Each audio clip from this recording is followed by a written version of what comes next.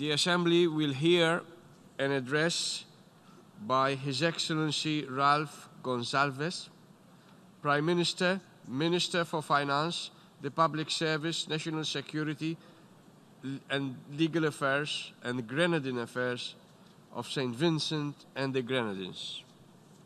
May I request protocol to escort His Excellency.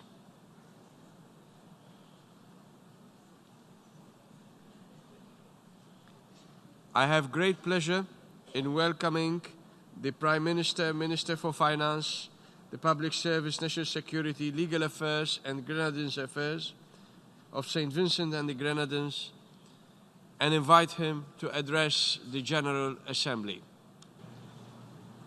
Mr. President, Excellencies, distinguished ladies and gentlemen, Robert Nesta Marley, a great poet of our Caribbean civilization, once paraphrased the book of Psalms in song, singing, "The stone that the builder refused shall be the head cornerstone." As it was in biblical and musical verse, so it is in modern geopolitics.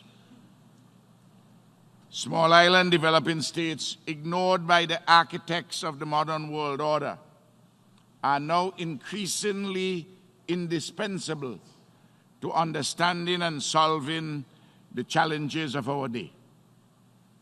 As the original builders of our global economic and political architecture descend into jingoistic isolationism and succumb to the narrowest pursuits of short-term self-interest, it is the small, the poor, and the historically marginalized states of our global village that present the last best chance to restore the crumbling edifice of international cooperation and the principles on which that cooperation rests.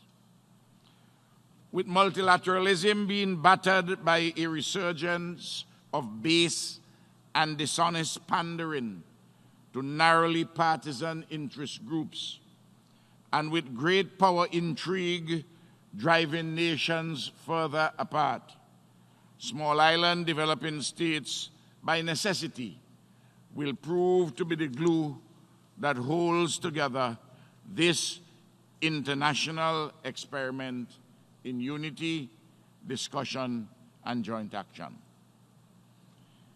Mr. President, the rapid acceleration of climate change is the menacing manifestation of a failed multilateralism. Faced with a common threat, ample warning, and overwhelming scientific consensus on the past causes, future impacts, and present solutions, the international community has dithered endlessly and impotently. As emissions continue to increase, legally binding limits are recast as voluntary targets, and the worst offenders hypocritically highlight the specks of pollution in others' eyes to distract from the beam in their own. At the same time, many more needlessly suffer and die, while indisputably urgent global action is intentionally thwarted by selfish short-termists and convenient climate deniers. Today, we gather in the wake of indescribable horror in the Bahamas, whose citizens and residents were terrorized by Hurricane Dorian. Weeks after the storm, hundreds remain missing. In UN gatherings, this tale has become sickeningly familiar. Only the names and locations have changed. Sadly, hurricanes are merely the most violent manifestation of climate change's insidious effects.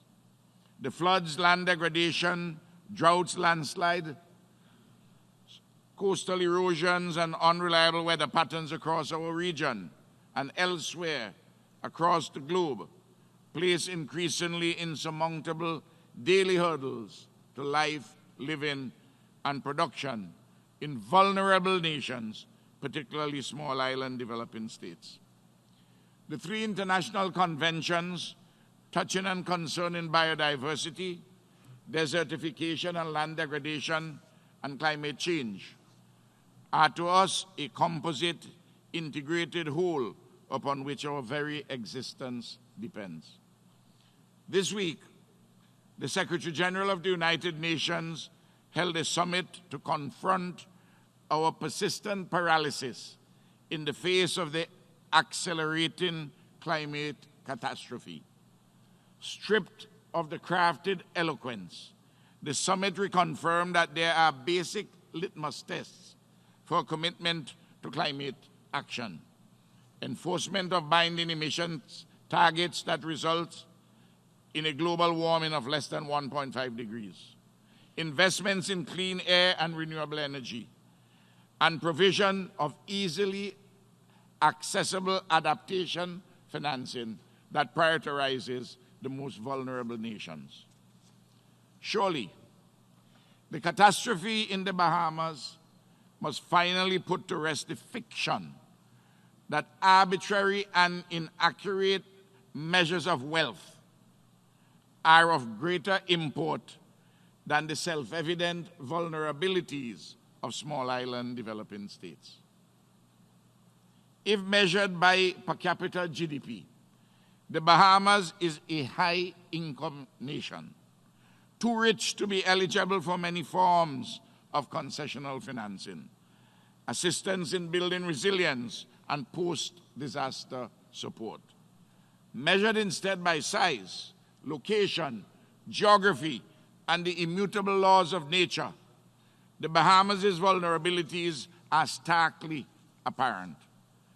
Before the fury of Mother Nature, our islands are equally vulnerable and must be equally assisted by any mechanism that purports to address the impacts of climate change. There is small island states exceptionalism, which must be factored juridically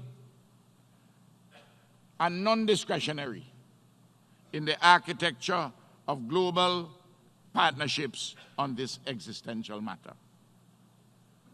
St. Vincent and the Grenadines has long considered major emitters' failure to set and honor ambitious mitigation pledges to be an act of hostility against the very existence of small island developing states. As hundreds lie dead in the Bahamas and thousands more climate refugees are denied safe, temporary haven in the industrialized capitals of the nearest major polluter, those acts of hostility are brought into sharper relief. No nation that contributes to killing us, no nation that closes its eyes, ears, and doors to our suffering, truly can with a clear conscience proclaim friendship towards us. A neighbor who pollutes our residents, who brings or facilitates noxious emissions into our homes, who burns fires at our boundaries and smokes us out, commits egregious wrongs against us and is justly subjected to the requisite remedies of compensatory damages and restraining injunctions.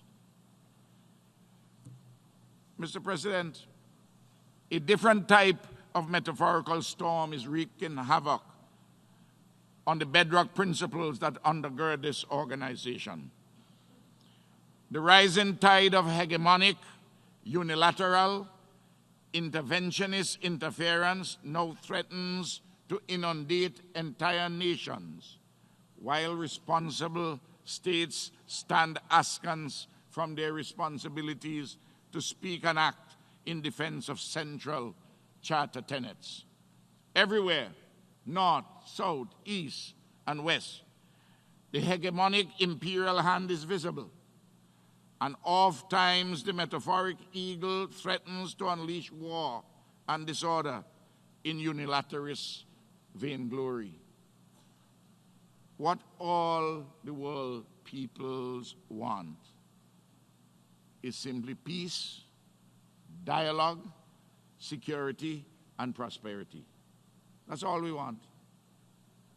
The sustained and coordinated attempts to engage in externally imposed regime change in the Bolivarian Republic of Venezuela is but one egregious example of the current trend. We are witness to an illegal economic blockade, eerily similar to the one against Cuba, that we annually and overwhelmingly decry as immoral and anachronistic. We are in possession of indisputable evidence of extensive foreign interference in the sovereign affairs of the Venezuelan people and the frequent, unambiguous threats of military intervention. We are complicit in an international farce where the members of the United Nations General Assembly seat one government as representatives of the people of Venezuela, while a self-described regional agency within the United Nations, the Organization of American States, seats a different, ill-defined entity, a fictitious creation of foreign powers. We are mute in the defense of the principles that have bound us together and steered us clear of world wars for the last 74 years. Principle and international law cannot be sporadically or selectively applied. Whatever the challenges facing Venezuela, they are exacerbated, not remedied by hegemonic interventionism and compounded by our inconsistency. The solutions to the conflict in Venezuela are well known, as they are in other conflicts. The facilitation of peaceful dialogue, the cessation of outside interference or threats of intervention, and firm adherence to charter principles, including the respect for sovereignty. Those who advance a different agenda are acting against the interests of the Venezuelan people and are becoming, willingly or unwittingly, co-conspirators in undermining multilateral diplomacy.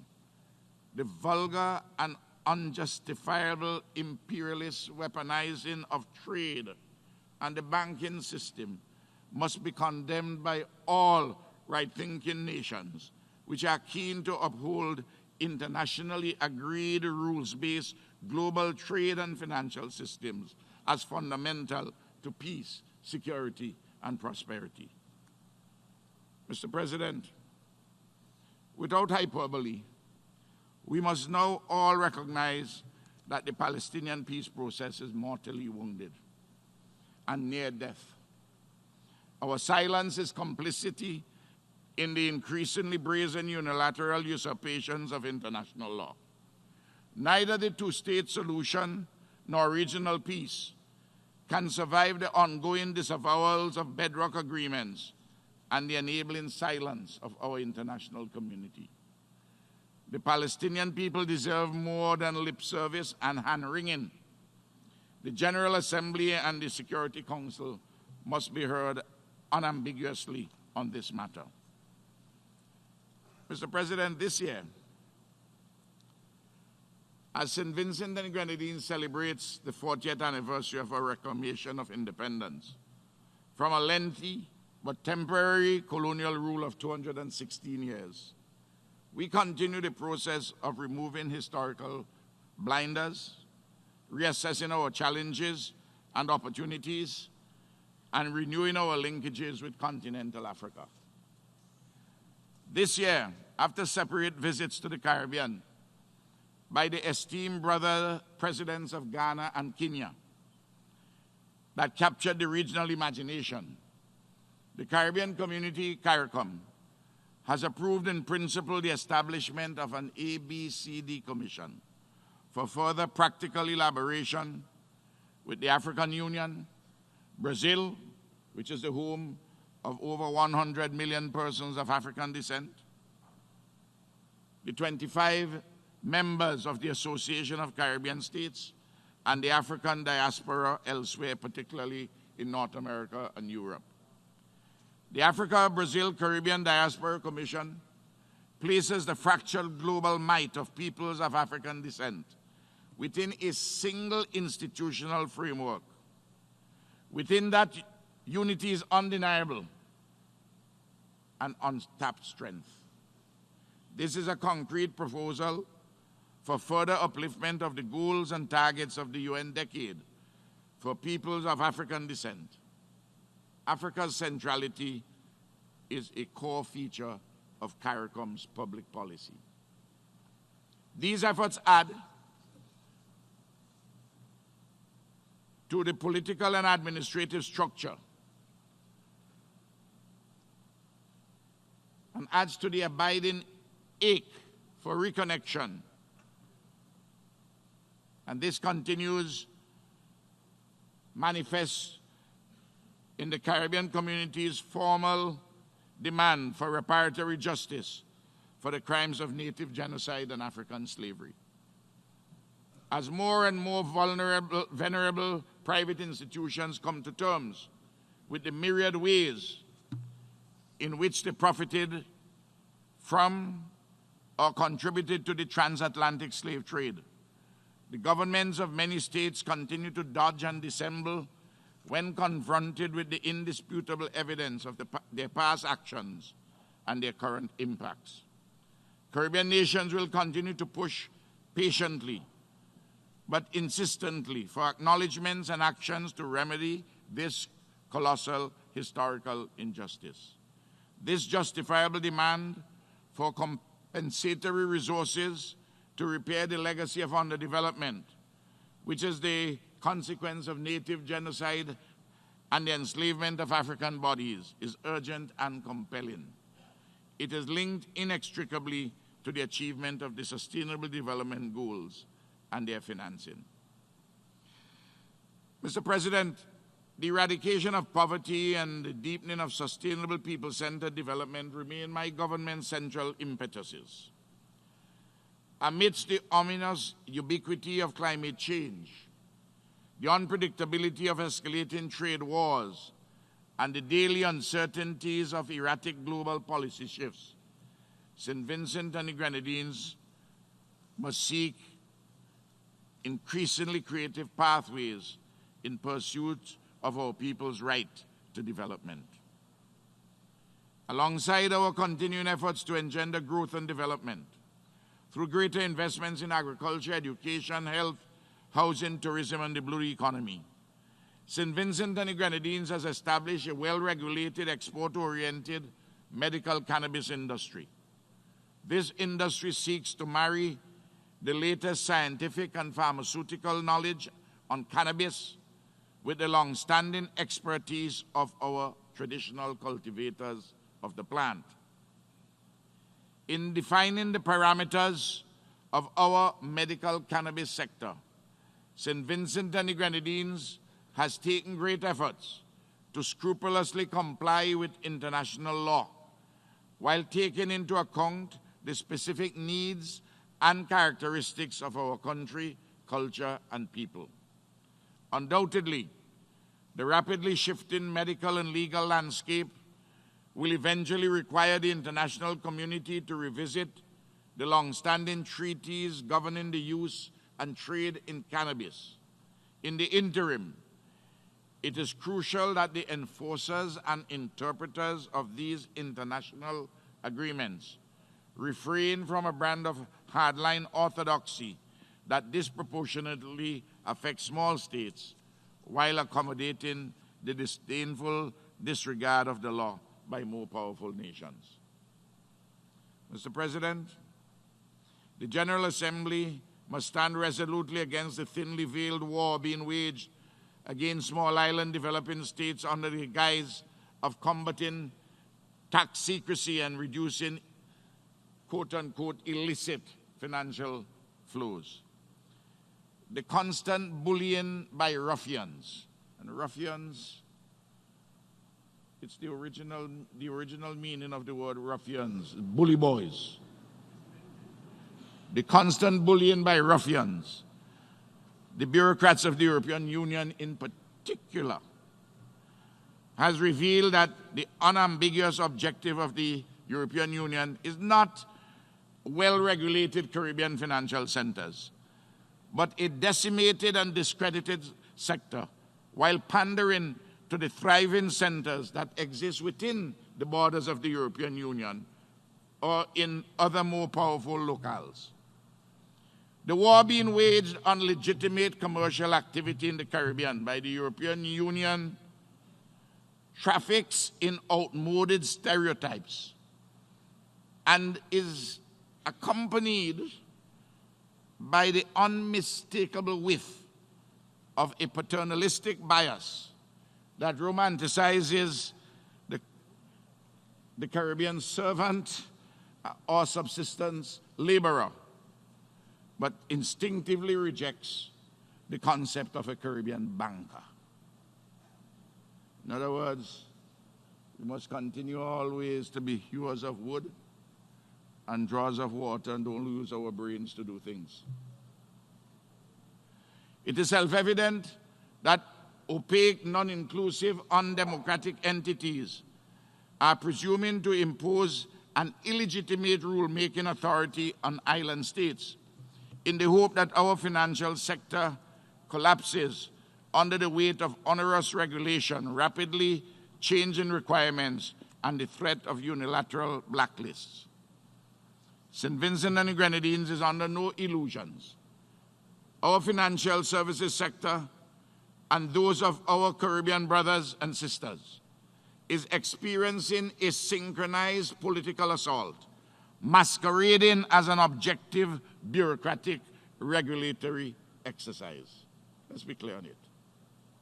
Similarly, Mr. President, St. Vincent and the Grenadines wishes to formally place the issues of de-risking and loss of corresponding banking relations firmly on the agenda of the General Assembly and the Economic and Social Council.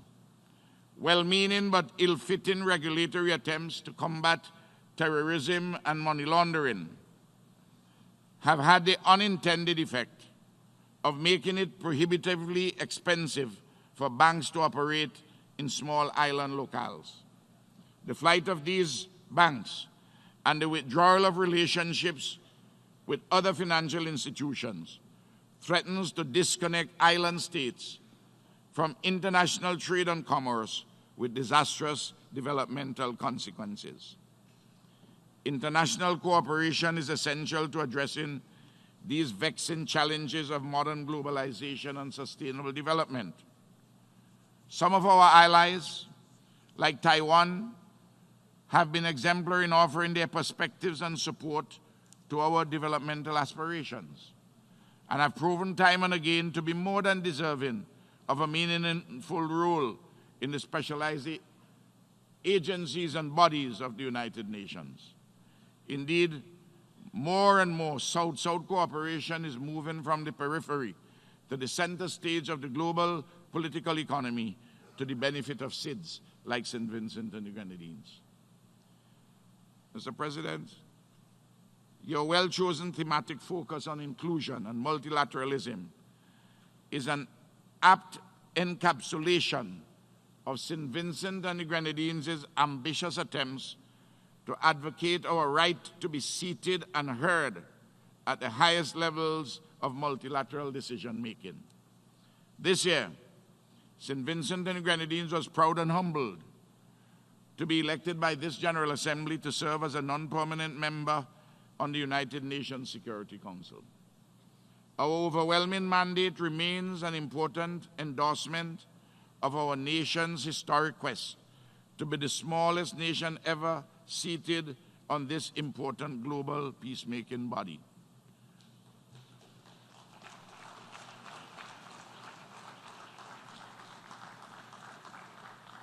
More importantly, it was an unequivocal acknowledgement of the right and ability of small island states to participate meaningfully in the weightiest matters at the core of the United Nations raison d'etre.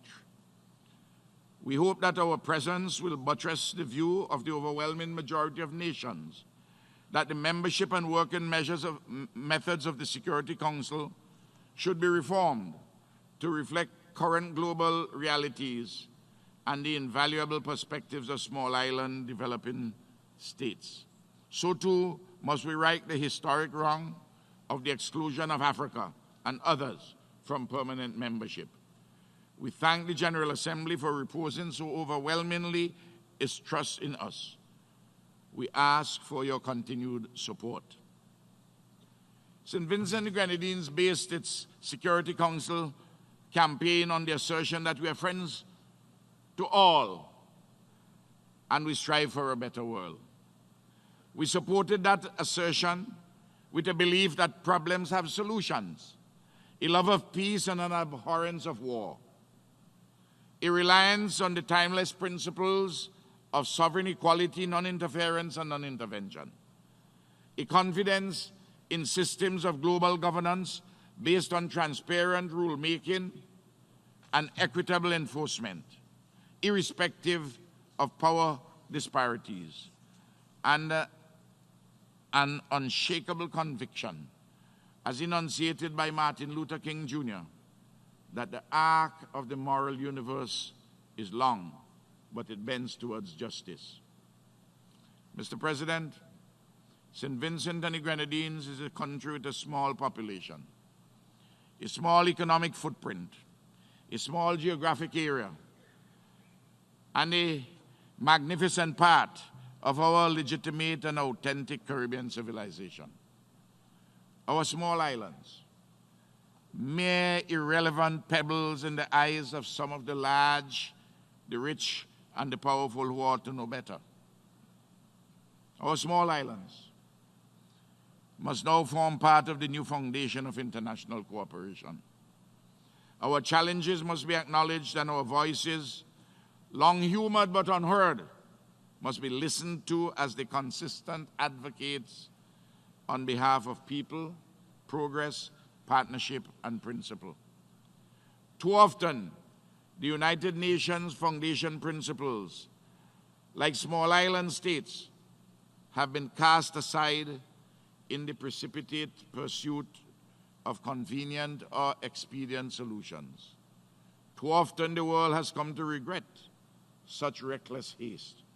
Today, we must recognize the folly in assuming that our organizations, institutions will withstand the challenges of unilateralism, isolationism, and inactivity. The proper responses to these challenges is a reinvigorated assembly, a recommitment to principle and international law, and a renewed focus on the diverse voices of all members of this noble institution. I thank you. I thank the Prime Minister of St. Vincent and the Grenadines, and